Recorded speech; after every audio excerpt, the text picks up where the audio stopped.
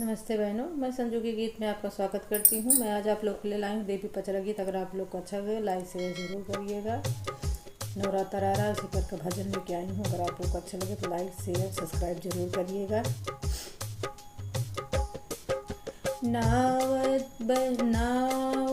बहिनिया संग बैठे दुर्गा मैया हो कि झूलै लागिना वाहिनी मिया की डरिया हो कि झूलै लागिना।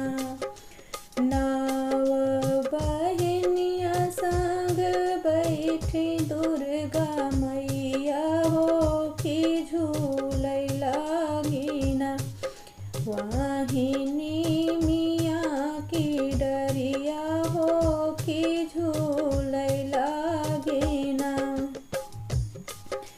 के हो मोरी मैया के बेनिया डोलावै हो कि के न मैया न तो का झूलुआ झूलावै हो कि के न मैया न।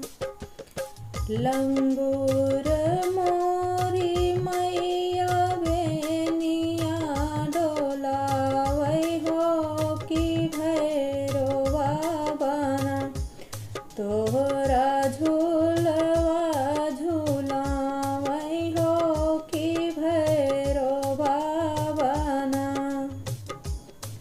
नाव बहिनी संग बैठै दुर्गे मैया हो कि झूलै लागिना वाहिनी मिया की डरिया हो कि झूलै लागिना।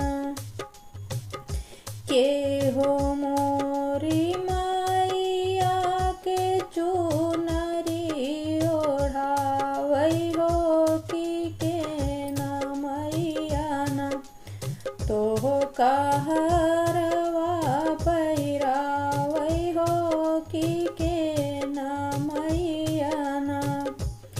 आल्हवा चढ़ावै मैया लाली रे चुनरिया हो कि उदल चढ़ा पहनावै न तो का फूलवा के हरवा हो कि उदल चढ़ावै न।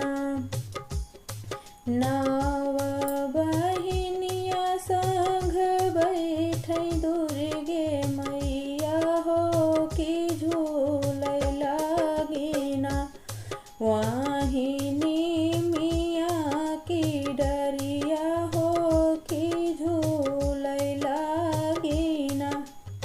ये पुराने ज़माने वाला है पचरा गीत। अगर आप लोग को अच्छा लगेगा लाइक शेयर ज़रूर करिएगा। पहले की जो मेरी मम्मी थी वो लोग यही रागे गाती थी। जय माता दी।